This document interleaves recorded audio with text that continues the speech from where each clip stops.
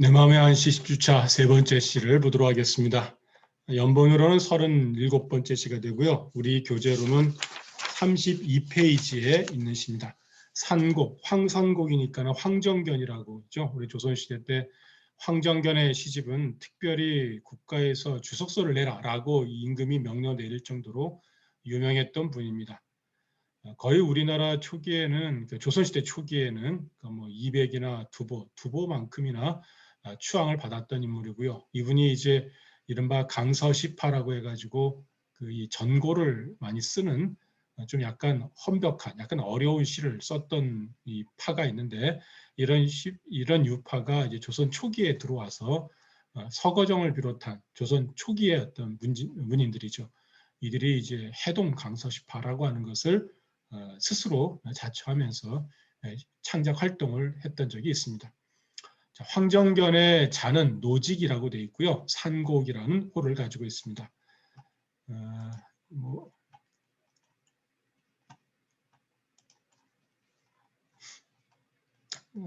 이분의 경우에는 특히나 이제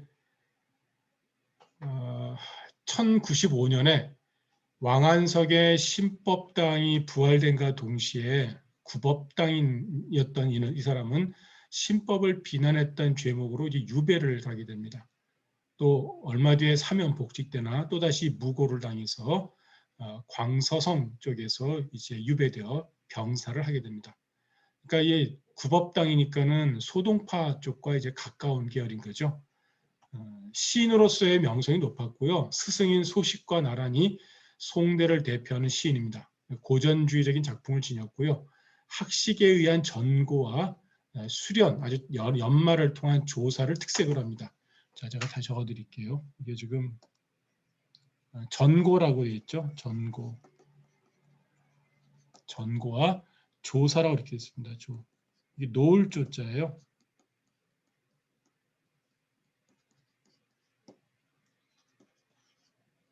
글자를 하나 둘씩 놓는 걸 조사라고 합니다. 그래서 아까 말씀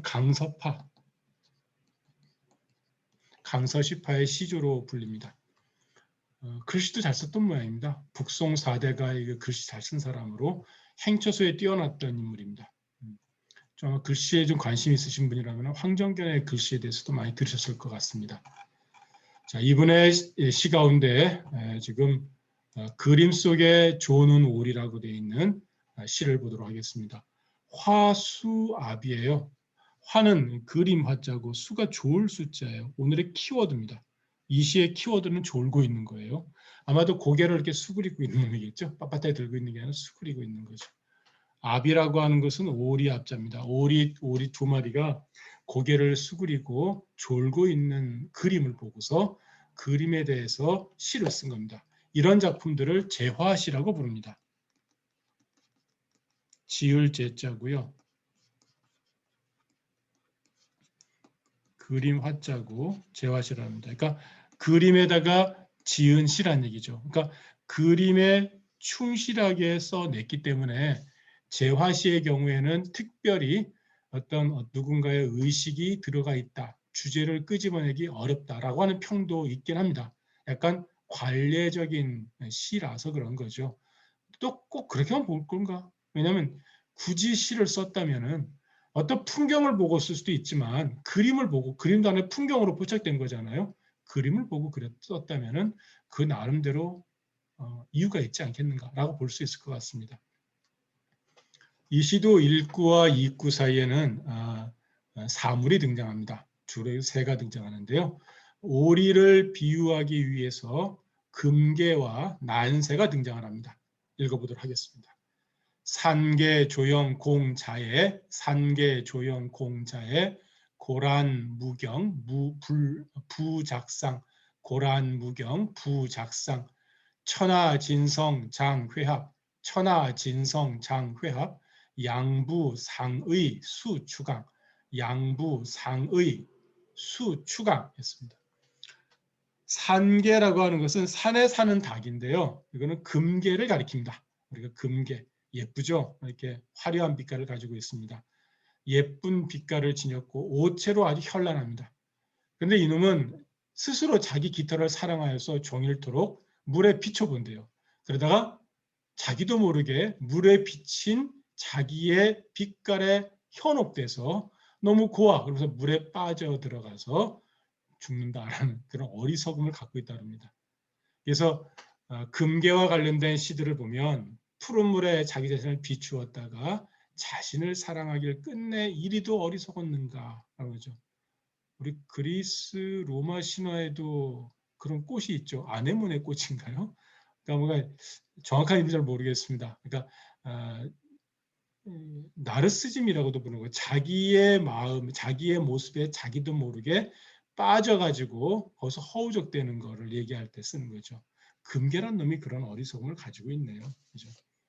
자의 기모라고 그랬습니다. 자의 기모. 우리 그 교재 보면 나오는 말인데요.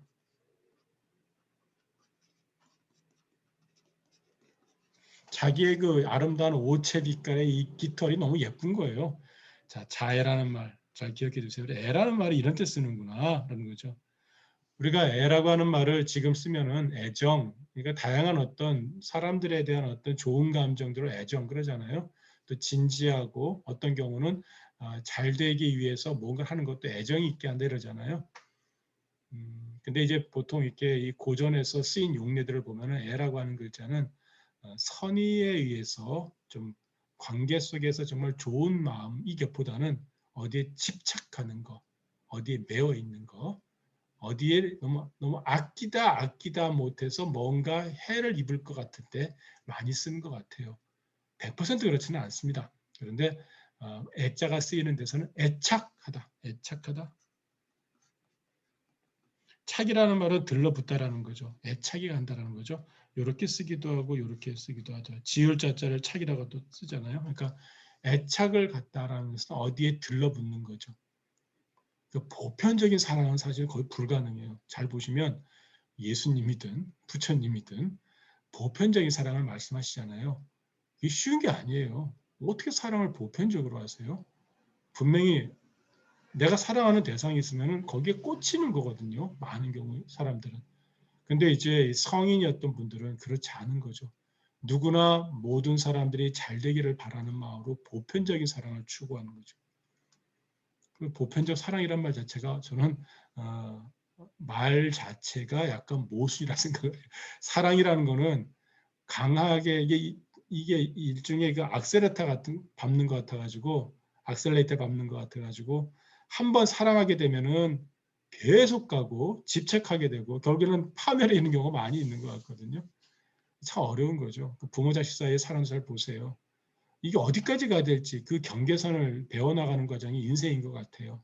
인간과 인간과의 관계에서 사랑하는 어떤 관계, 뭐 부모, 자식 또는 뭐 바깥에 누군가를 사랑할 때도 일정한 경계를 유지하면서 그걸 지켜나가는 그걸 배워나가는 것 같아요. 거리를 배워나가는 거지 붙는 건 쉬운 것 같아요. 그죠? 자, 금계란 놈은 그런 놈이다. 그래서 자, 이 보면은 조영 그랬습니다. 그림자를 비춰보는 거예요. 어디다 비춰봐요? 물에다 비춰봅니다. 공이라는 것은 부질없다. 공연히 부질없다는 것은 쓸모없다는 얘기죠. 실용적이지 못한 거죠. 쓸모없다. 자의 자기 자신을 사랑했나니 이런 얘기죠. 금괴는 그림자 비춰보며 허망하게 자신을 사랑했고 이런 얘기죠. 물에다가 결국엔 그 물빛에 비친 그 빛깔이 너무 고와서 하면서 물에 빠진 거죠.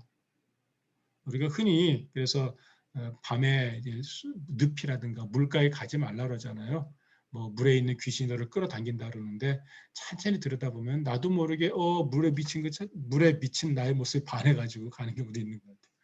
고란 무경 부작상이라 했습니다. 고란은 고자는 외로울 고자고요.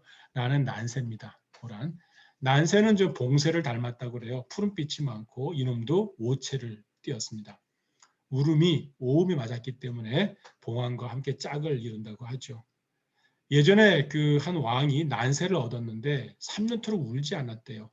그래서 부인이 거울을 매달아서 비춰주니까 난세가 그림자를 보면서 슬피 울더니만 거울에 비친 자기 모습을 보는 거죠. 그러다가 너무 슬피 울다가 한밤중에 푸드덕 하다가 죽었다는 말이 있습니다. 근데 사실 요 구절은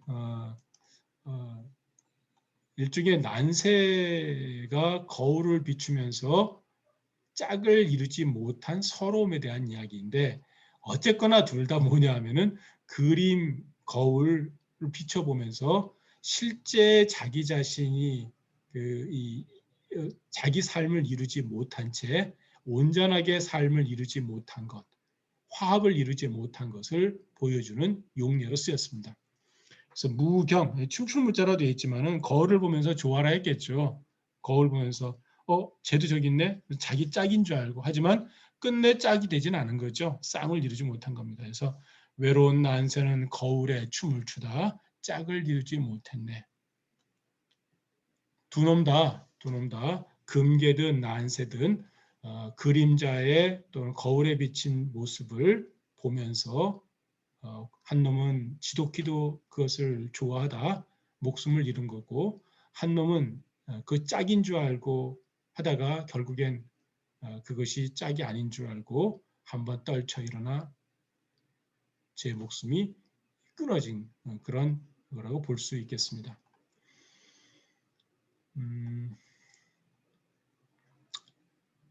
둘 다 슬프네요. 그죠? 금괴든 고라니든. 근데 그림 속에 졸고 있는 오리 두 마리는 어떨까요? 한 마리가 두 마리가 그랬습니다. 천하 진성 장회합이라. 천하의 진, 정말로 진짜로 성 이루었다. 장회합, 장은 오래일장자입니다. 장구, 오래일주점 장구에서 이겁니다. 회합, 만날 회자, 어울림 합자죠. 회합은 만남을 이루었다. 어울림을 이루었다. 조금 더 정확하면 만남보다는 어울림이 좋겠네요. 어울림을 완성한 거죠. 이루었다는 얘기입니다. 어울림을 이루었나니 누가? 그림 속에 졸고 있는 두 마리 오리가. 양부상이 수추강이라. 부자는 오리 부자입니다. 두 마리 오리가 상의 서로 기대서 뭘 상상이 되시죠? 수추강이라. 가을든 강가에 졸고 있다. 가을든 강가는 어떻게 표현이 될까요? 가을든 강가는 어떻게 표현이 될까요? 질문 속에 함정이 있습니다. 예전에 중국의 유리창을 한번 지나다가 그림을 파는 곳을 들어가 본 적이 있습니다.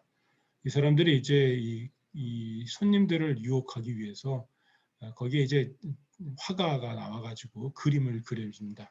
그런데 그리는데 우리가 사람을 그리면 이렇게 동그라미 넣고 이렇게 하고 이렇게 그리잖아요. 머리 쓰고 이렇게 하고. 근데 이 사람은 그렇지 않더라고요. 오히려 눈, 코, 입을 안 그리고요. 그냥 사람의 모양을 만들어요. 주변에 뭔가를 그집어내니까 이 비어있는 공간이 사람이 되더라고요. 그래서 이렇게 그리는구나. 그림 잘 몰랐거든요. 가을든 강도 마찬가지예요. 강이 있어요. 강이 있는데 강을 그리지 않아요. 주위의 나무들을 단풍을 그리든지 아니면 앙상해진 나무를 그리면 가을이구나라고 알게 되는 거죠. 재밌죠. 그러니까 가을강은 가을빛이 감도는 강인데 강을 그리지 않고 산을 그리면 강이 돼요. 사실은요. 그렇죠? 자, 오리 두 마리가 서로 기대해 가을강에 졸고 있구나 그랬습니다. 이 시는 그 서릉이라는 사람의 원앙부라는 작품을 그대로 차용했다고 얘기를 합니다. 우리 교재에 그 얘기가 나옵니다. 증주에 나오는데요. 32페이지에 왼쪽에서 하나, 둘, 셋, 넷, 다섯, 여섯째 줄에 보면 서릉이라는 사람이 등장합니다. 서릉이라는 사람이 원앙부라는 작품을 지었는데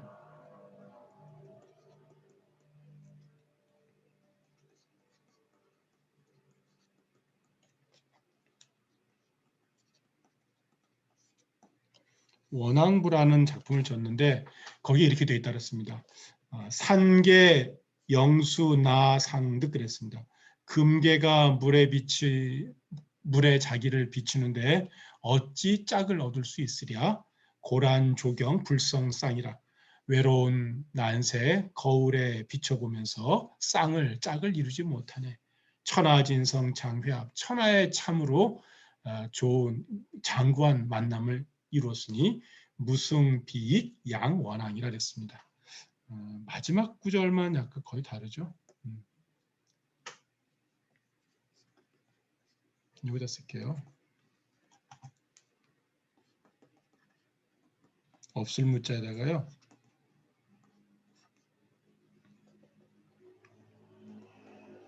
이길 승자에다가 비자, 나란할 비자에 그다음에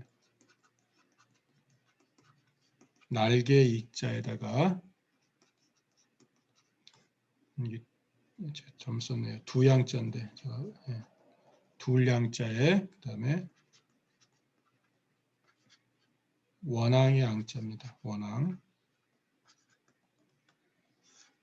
비익이라는 말은 날개를 나란히 했다라는 거죠. 그래서 비익조 열리지 하면은 보통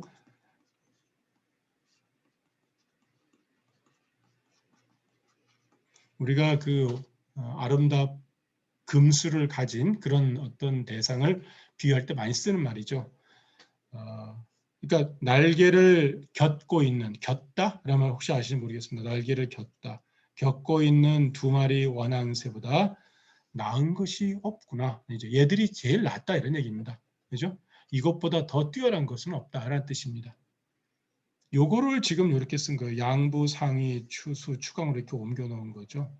이렇게 작구를 갖다가 바꿔 놓은 것이다라고 했습니다. 그런데 말어의 용의가 더욱더 깊다고 했습니다. 지금 원앙을 칭찬하는 말인데 지금 여기에서는 원앙이라고 하지 않고 오리 두 마리가 졸고 있는 장면을 얘기했잖아요. 어쨌든 마지막 구절이 이 시에서 가장 중요합니다. 두 마리 오리가 서로 기대서 가을강에 졸고 있는 장면입니다.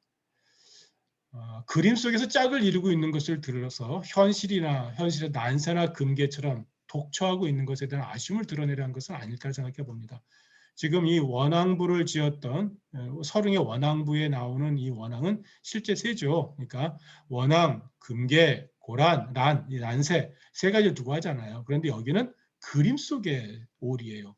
그러니까 현실이 아닌 거죠. 그러니까 화중미인이에요. 그림 속의 아름다운 여인처럼 이룰 수 없는 꿈을 말하는 건 아닐까. 아니면 그림에서나 밖에 이룰 수밖에 없는 현실의 외로움을 말하는 것은 아닐까. 무언가 명확하게 알 수는 없어요. 그래서 용의 우심이라고 했습니다. 용의 뜻을 쓰는 것이 더욱 깊다.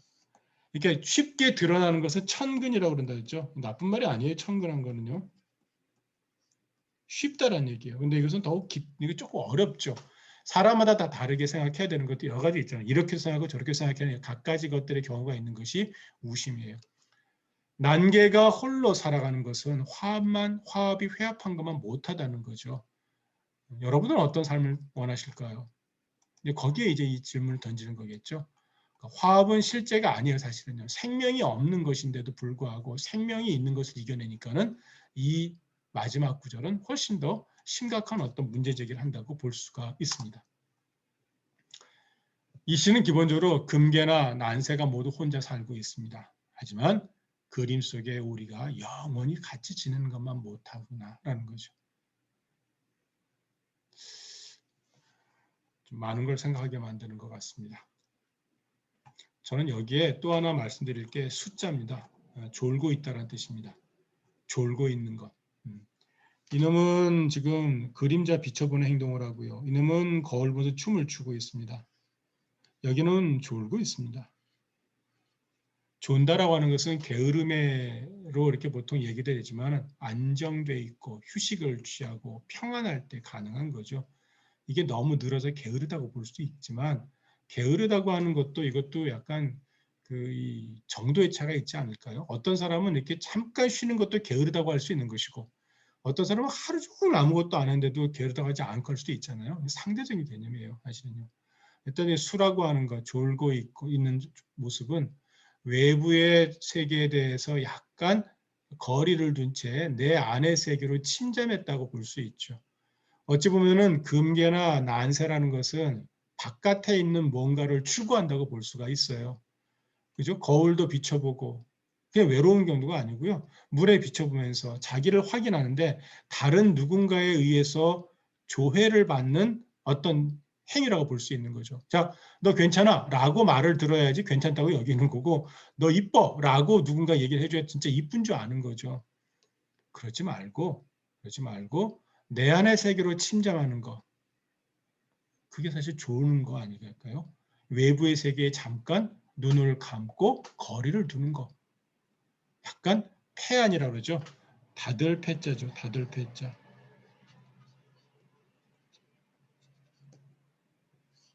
눈을 잠시 감아보는 거. 지하철에 이 쓰여져 있던 시인 것 같습니다. 누가 쓴지 잘 모릅니다. 여러분은 어떻게 한번 생각해 보세요. 바람을 보려면 어떻게 하시죠? 나뭇가지 끝을 봅니다. 그죠? 바람을 보려면 나뭇가지 끝을 봅니다. 하늘을 보려면 어떻게 하세요? 고개를 든다? 구름이 있잖아요.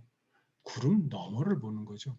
이 비행기 타 보신 분은 아십니다만 구름 위에 비행기 날아가잖아요. 진짜 하늘 보려면 구름 너머를 봐야 되죠. 그리운 사람을 보려면 어떻게 하시죠? 눈을 감습니다. 그렇죠? 눈으로 보는 세상이 아니라 내 안에 들어있는, 내 마음에 들어있는, 마음자리에 앉아있는 그리운 사람을 만나야 되기 때문에 그때는 외부와 나를 잠깐 끊어놓는 작업을 하는 거죠. 저는 이 두 마리의 오리가 서로 기대고 있다는 것만 보면 안 될 것 같고, 졸고 있다라는 장면에서 안정, 휴식, 평안만 읽어서는 안 되고 외부와 무관한 나만의 세상을 갖다가 좀 꿈꾸는 어떤 존재에 대한 이야기로 사실은 이 시를 이해하면 대단히 재밌는 시가 될 수 있다라고 말씀드릴 수 있을 것 같습니다. 남에게 조회를 받아서 남의 눈에 비친 모습을 보고서 자기를 확인하는 그런 어떤 짐승들을 견져보면서 그런 것은 어떻게 돼요? 결국에는 허망이도 자기만의 세상에 빠지는 거든가 결국엔 짝을 이루지 못한 채 슬피 울다 죽음을 맞이하는 그런 존재로 전락할 것이고, 그렇지 않고 자기 안의 세계에 오히려 침잠할 수 있을 때는 편안하게 세상과 만날 수 있다더라라고 하는 이야기를 전해주는 게 아닌가 싶습니다. 재화시로 그냥 봤는데 사실 찬찬히 들여다보니까 꼭 그렇지는 않네요. 천하, 진성, 장회합, 그것도 장구하다 그랬습니다. 오래가는 어울림이라 그랬습니다. 오래오래 가는 거죠. 쉽지 않습니다. 그죠? 읽어보고 마무리 짓겠습니다. 산계 조용 공자의 금계는 그림자 비춰보며 허망이 자신을 사랑했고 고란 무경 부작상이라 외로운 난세는 거울에 춤을 추다 짝지 이루지 못했네.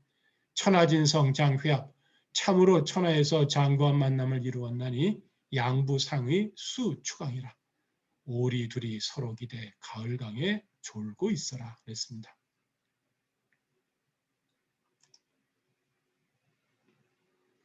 시가 갖고 있는 맛을 한 번 더 새겨보시기 바라겠습니다. 수고하셨습니다.